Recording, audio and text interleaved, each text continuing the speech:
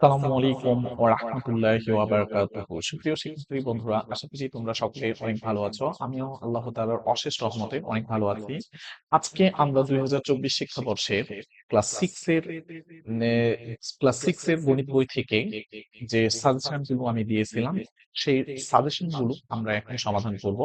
তো তোমাদের যে মূল্যায়ন পরীক্ষা হচ্ছে ষষ্ঠ থেকে নবম শ্রেণী পর্যন্ত, এই মূল্যায়ন পরীক্ষার জন্য আমি ক্লাস 6 এর গণিত বই থেকে কিছু সাজেশন প্রোভাইড করেছি। তো এই সাজেশন গুলো মধ্য থেকে এখন আমি দলগত কাজ, এটা পৃষ্ঠা নাম্বার, তোমাদের বইয়ের পৃষ্ঠা নাম্বার 89 থেকে সমাধান করব। তো প্রথমে দলের সকল সদস্য গল্পটি পড়ো। অচিনপুরের বৃদ্ধা ও তার ছাগলের পাল। তো এখানে যে কথাটা বলা হয়েছে যে অচিনপুর গ্রামে একটা বৃদ্ধা আছে, সেই বৃদ্ধার 3টা মেয়ে ছিল এবং বৃদ্ধার 19টা ছাগল ছিল। তো বৃদ্ধা ঠিক করলো তার সবগুলো ছাগল তিনি তার মেয়েদের মধ্যে ভাগ করে দিবেন। তো বৃদ্ধা বলল, আমার বড় মেয়ে পাবে 2 ভাগের, আমার ছাগলের 2 ভাগের 1 অংশ, আমার মেজো মেয়ে পাবে আমার ছাগলের 4 ভাগের 1 অংশ, এবং আমার ছোট মেয়ে পাবে 5 ভাগের 1 অংশ। এই কথাটা শুনে তার মেয়েরা একটু ঘাবড়ে গেল। 19টা ছাগলকে না করা যায় 2 দ্বারা ভাগ, না করা যায় 3 দ্বারা ভাগ, বা 4 দ্বারা ভাগ, না করা যায় 5 দ্বারা ভাগ। তারা কিভাবে এখন এই ছাগলটা ভাগ করে নিবে, এটা নিয়ে তারা খুব চিন্তিত উদ্বিগ্ন।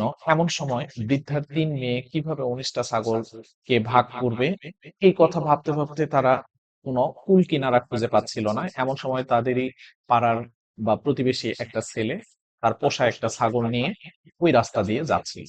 তো ছেলেটি বৃদ্ধার 3 মেয়েকে চিন্তিত দেখে তার কারণ জিজ্ঞেস করলো, এবং সমস্ত ঘটনা শুনে তিনি বলল, সেই ছেলেটি বলল, এটা কোনো সমস্যাই নাই, তোমরা আমার ছাগলটা নাও। আমার ছাগলটা নিলে তোমাদের 20টি ছাগল হবে। এই 20টা ছাগলকে এবারে তোমরা ভাগাভাগি করো। তবে শর্ত হচ্ছে, ভাগাভাগি করার পরে আমার ছাগলটা কিন্তু আমাকে ফেরত দিতে ভুলে যেও না। আমার ছাগলটি আমাকে অবশ্যই ফেরত দিবা। তো এই কথাটাই এখানে ইংলিশ ভার্সনেও লেখা আছে, the old women of Achinpur and her herd of goats and old woman lived in a village called Ochinpur. There was no one in her 3 clans. There were only 3 girls and 19 goats. The old woman decided one day that she will divide all the goats among her daughters. The old woman said, the elder daughter will get 1/2 of my goats and my goats. The second daughter will get 1/4 of my goats. The youngest daughter will get 1/5 of my goats. তো এই condition গুলো তিনি বলার পরে এবারে এখানে আমরা এই ম্যাপটা যদি সমাধান করি, তাহলে এখানে আমরা হচ্ছে যেটি পাচ্ছি সেটি হচ্ছে আমাদের মোট ছাগলের সংখ্যা কতটি হলো, এটা আমরা এখান থেকে কিন্তু অলরেডি পেয়ে গেছি। তো মোট ছাগলের সংখ্যা আমাদের আছে 19টা আগে ছিল বৃদ্ধার ছাগল। আর যখন এই ছেলেটি ছাগল দিল তখন তাদের হয়ে গেল মোট ছাগল। মোট ছাগলের সংখ্যা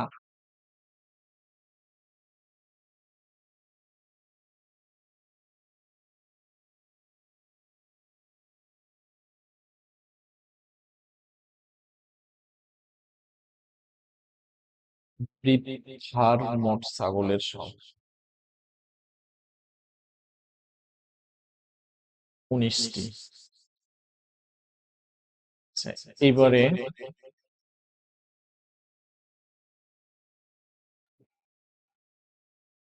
ছেলেটির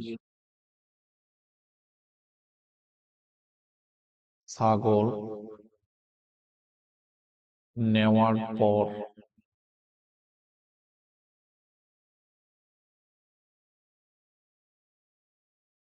মোট ছাগলের সংখ্যা,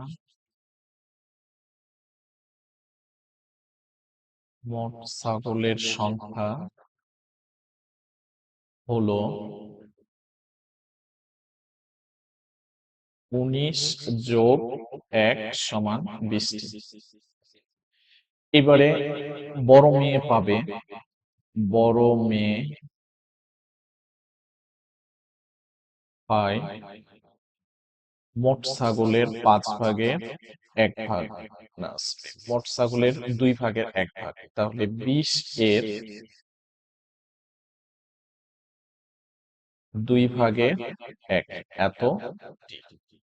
তো আমরা এটা এখন কাটাকাটি যদি করি, 2 দিয়ে ভাগ করলে 10, দ্যাট মিনস 10টি। তাহলে বৃদ্ধার বড় মেয়ে পেল 10টি। এবারে বড় মেয়ের পরে ছোট মেয়ে, দ্যাট মিনস মেজো মেয়ে পায় 20 এর 4 ভাগের 1 এতটি। তাহলে এখানে 4 দিয়ে যদি আমরা ভাগ করি 5টি, তাহলে মেজো মেয়ে পেল 5টি। এরপর ছোট মেয়ে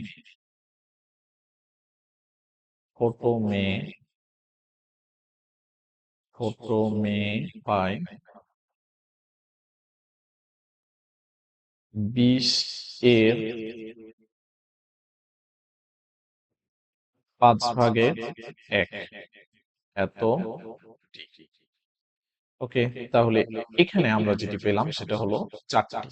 তাহলে ছোট মেয়ে পেল 4টি ছাগল। এবারে এই ছাগলগুলো মোট তারা ভাগ করে নেওয়ার পর তাদের আমরা যদি যোগ করি তাহলে 19টা ছাগল।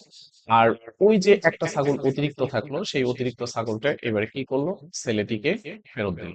তাহলে ছেলেটিকে ফেরত দেওয়ার পরে তারা আর তাদের কোনো সমস্যা থাকলো না। তো এই যে আমাদের এই ছাগল ভাগ করার যে সমস্যাটি ছিল, সেই সমস্যা এখানে বলা হয়েছে বড় মেয়ে ও মেজো মেয়ের অংশ যোগ করো এবং গ্রিডে প্রকাশ করো। তাহলে বড় মেয়ে ও মেজো মেয়ের অংশ যদি আমরা যোগ করতে চাই, তাহলে প্রথমে এখানে আমরা লিখব বড় মেয়ে পায় বড় মেয়ে পায় 2/5 অংশ, আর মেজো মেয়ে পায় এই জায়গায় 4/1 অংশ। এবারে তারা দুজনে একত্রে পায় দুইজনে একত্রে পায় এখানে আসবে 4/1 যোগ 2/1 যোগ 4/1।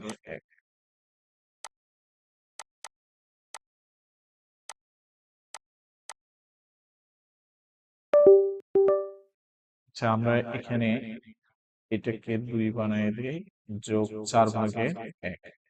তো এই দুইটা আমরা যদি যোগ করি তাহলে আমাদের লসাগু আসে 4। এবারে এখানে আসে 2 আর এখানে আসে 1, তাহলে 4/3। তো আমরা প্রথমে এখানে 2/1 জন্য আমরা যদি একটা গ্রিড অঙ্কন করি, তাহলে এখানে প্রথমে এটাকে 2 ভাগে ভাগ করলাম, তার মধ্যে থেকে 1 ভাগ কাটলাম। তারপরে এবারে সেম আরেকটা বক্স নিব, বাট হচ্ছে এটাকে আমরা 4 ভাগে ভাগ করব। ভাগ করার পর এখানে 1 ভাগে কাটাবো।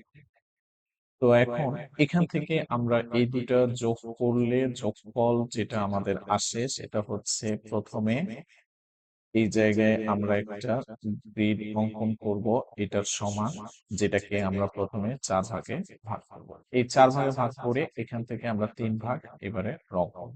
তো এই হচ্ছে গ্রিডের মাধ্যমে এটাকে আমরা প্রকাশ করলাম, তারা দুইজনে একত্রে কত অংশ পেয়েছে। তো এইটা গেল আমাদের হচ্ছে একটা সমস্যার সমাধান। এবারে বড় মেয়ে ও মেজো মেয়ের অংশ যোগ করো এবং গ্রিডে প্রকাশ করো, এই জিনিসটা আমাদের এখানে হলো। এরপর মেজো বোন ও ছোট বোনের অংশকে গুণ করে গ্রিডের মাধ্যমে প্রকাশ করো। তো এখানে আমাদের দুইজনের যে গ্রিডের মাধ্যমে সমস্যাটি দেওয়া আছে, এই সমস্যাটি আমরা যদি এখানে দেখি,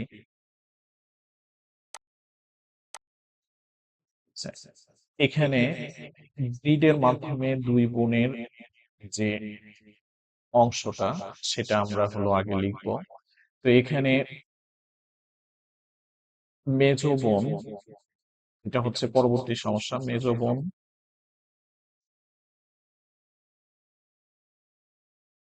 মেজ বোন পায়,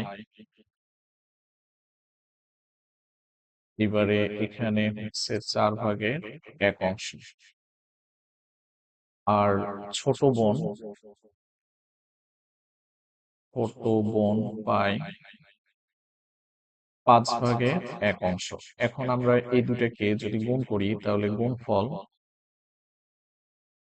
সমান 4/1 গুণ 5/1।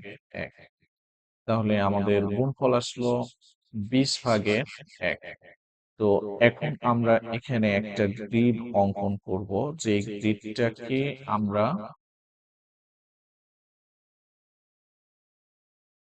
এইভাবে নিলাম। তো এটাকে আমরা প্রথম ভগ্নাংশ, এইদিকে আমরা 4টা বক্সে বিভক্ত করলাম। 1 2 1 2 3 4 5। তো আমাদের এখানে লবের গুণফল যদি আমরা করি 1-এর সাথে 1, এটা গুণ, তাহলে লবে আমাদের যেহেতু 1, এই জন্য গুণফল যেহেতু 1, এই জন্য একটা বক্স কালার করে।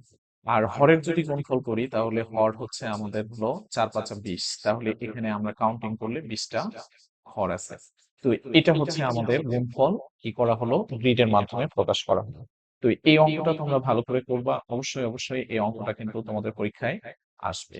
তারপরে এবারে পরবর্তীতে যেটা বলা হয়েছে যে বড় মেয়ে বড় মেয়ে বড় ও ছোট মেয়ের অংশকে গুণ করে সংখ্যা রেখায় প্রকাশ করো। তাহলে এটা আমরা যদি আবার প্রকাশ করতে চাই যে বড় মেয়ে ও ছোট মেয়ের অংশটাকে আমরা কি করব, গুণ করব। গুণ করে তারপরে সেটাকে কি করব, সংখ্যা রেখায় প্রকাশ করব। তো সংখ্যা রেখায় যখন আমরা কোনো গুণ প্রকাশ করতে চাই, এটা হচ্ছে আমাদের হলো বড় মেয়ে যেটা পায়, বড় মেয়ে সমান এখানে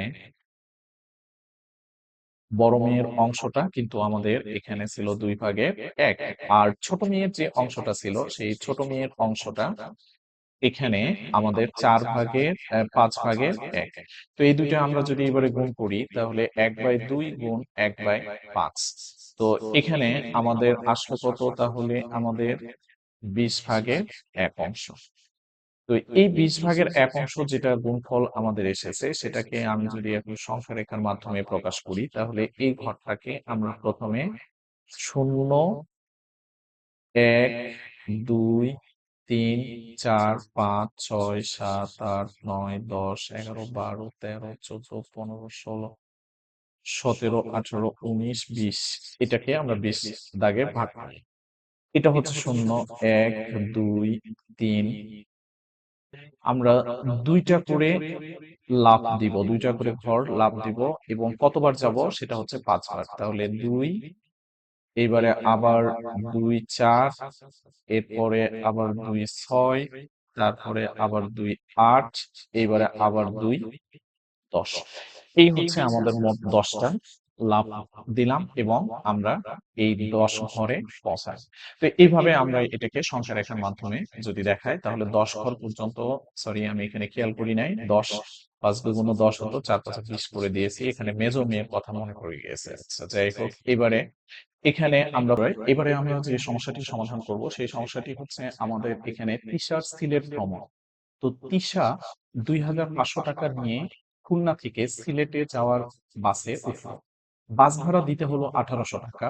যাওয়ার পথে বাস থামলে তিশা কিছু খাবার কিনে খেয়ে আচ্ছা, খাবার কিনে খাওয়ার পরে এবারে সিলেট পৌঁছানোর পর সে দেখলো তার মোট টাকার শতকরা 80 ভাগই খরচ হয়ে গিয়েছে। এখন তুমি কি বলতে পারবে বাস ভাড়া তিশার কাছে থাকা মোট টাকার শতকরা কত অংশ? তারপরে তিশা মোট কত টাকা খরচ করেছে? তারপরে তিশার কাছে কত টাকা অবশিষ্ট ছিল? তিশা কত টাকা খাবার খেয়েছিল? খাবার খরচ মোট টাকার শতকরা কত অংশ? খাবার খরচ মোট খরচের শতকরা কত অংশ? তো বার মডেলের শতকরার ধারণা ব্যবহার করতে পারো। আর যদি শতকরা ব্যবহার না করো, বার মডেল না ব্যবহার করো, তাহলেও এটা সমাধান করা যায়। তো আমরা প্রথমে এখানে বার মডেলে তোমরা মান বসায় নিবা। তো এখানে যে মানটা আছে, বাস ভাড়া তৃষার কাছে থাকা মোট টাকার শতকরা কত অংশ। তো এটা আমি যদি বের করতে চাই, তৃষার কাছে আছে মোট টাকা তোমার হচ্ছে 2500, তাহলে শতকরা আমি এখানে লিখতে পারি বাস ভাড়া তৃষার কাছে থাকা মোট টাকার শতকরা এখানে আসবে, মোট টাকা হচ্ছে 2500 আর বাস ভাড়া হলো 1800। এইবারে গুণ আমরা 100% এটা ব্যবহার করবো। তো 2500 কে আমরা এটা দিয়ে এটাকে ভাগ করলে ইজিলি ভাগ করতে পারি, আর 25 দিয়ে 1800-কে ভাগ করলে পাবো 72। তো এই হচ্ছে 72%। তাহলে শতকরা সে 72% টাকায় খরচ করেছে বাস ভাড়া বাবদ। তারপরে এবারে তৃষা মোট কত টাকা খরচ করেছে। তৃষা মোট খরচ করেছে কত টাকা সেটা আমরা যদি বের করতে চাই, তাহলে বাস ভাড়া বাবদ খরচ করেছে সে হচ্ছে 1800 টাকা। তাহলে বাস ভাড়া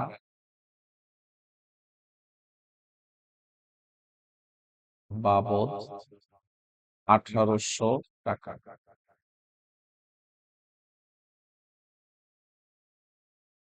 আর আরেকটা খরচ করে হচ্ছে সিলেট পৌঁছানোর পর সে মোট টাকার 80 ভাগ টাকায় খরচ করেছে। তাহলে এই লাইনটা আমাদের প্রয়োজন নাই, এই লাইনটা না দিলেও হবে। তো আমরা এখানে লিখতে পারি তৃষা মোট খরচ করেছে, তৃষা মোট খরচ করেছে, আচ্ছা, মোট খরচ করেছে এখানে 2500 এর 80%, যেহেতু 80 ভাগ টাকায় সে খরচ করেছে, এই 80 ভাগ টাকায় খরচ করেছে, তাহলে 80%। এবারে আমরা পার্সেন্টেজটাকে যদি উঠায় দেই, তাহলে 2500 এর 80 ভাগ 100। এরপর আমরা শূন্য শূন্য কেটে দিলাম। এবারে 25 আর 80 যদি আমরা গুণ করি, তাহলে 8×25 = 200, দ্যাট মিনস 2000। এই 2000 টাকা সে কি করেছে, খরচ করেছে। তৃষার কাছে কত টাকা অবশিষ্ট ছিল, তাহলে অবশিষ্ট ছিল, এবারে তৃষার কাছে ছিল মোট হচ্ছে 2500 টাকা। তাহলে 2500 টাকা যদি তৃষার কাছে থাকে, তাহলে তৃষার 2500 টাকার মধ্য থেকে সে 2000 টাকা খরচ করেছে। তাহলে এখানে আমরা লিখতে পারি এই প্রশ্নের সমস্যা সমাধান। তৃষার কাছে মোট ছিল 2500 টাকা, খরচ করে খরচ করে 2000 টাকা। তাহলে অবশিষ্ট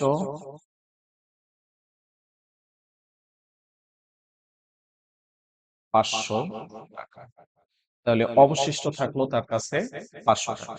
এবারে তৃষা কত টাকার খাবার খেয়েছিল, আচ্ছা, কত টাকার খাবার খেয়েছিল এটা আমরা যদি বের করতে চাই, তাহলে প্রথমে আমাদেরকে যে কাজটা করতে হবে, তৃষা খরচ করেছে মোট 2000 টাকা। তাহলে তৃষা মোট খরচ করে মোট খরচ করে 2000 টাকা। এবারে খাবার কেনার আগে বাস ভাড়া দেয়, বাস ভাড়া দেয় 1800 টাকা। এবারে অবশিষ্ট তাহলে থাকবে, অবশিষ্ট থাকে 200 টাকা। আর এটাই হচ্ছে বাস খাবার কেনায় খরচ করে। তার মানে এখানে খাবার কেনায় খরচ করে, এটা না লিখে লিখি খাবার কেনায় খরচ করে, খাবার কেনায় খরচ, এই হলো 200 টাকা। তাহলে 200 টাকা সে খাবার বাবদ খরচ করেছে। তারপরে এবারে পরে বলা হয়েছে খাবার খরচ মোট টাকার শতকরা কত অংশ। তাহলে খাবার খরচটা মোট টাকার শতকরা কত অংশ, এটা আমরা যদি এবারে বের করতে চাই, তাহলে খাবার খরচ খরচ মোট টাকার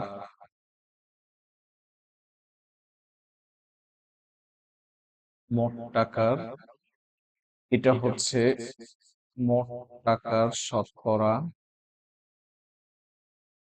এটাকে আমরা প্রথমে লিখতে পারি তোমার হচ্ছে খাবার মোট টাকা হচ্ছে 2500 আর খাবার কিনে 200 গুণ 100%, তাহলে হলো এবারে 25, দ্যাট মিনস 8 8 25 200, তার মানে 8%। তাহলে 8% টাকায় সে খাবার কেনা বাবদ খরচ করে। তারপরে খাবার খরচ মোট খরচের শতকরা কত? তো খাবার খরচ মোট খরচের শতকরা কত, এটা আমরা যদি এবারে বের করতে চাই, তাহলে খাবার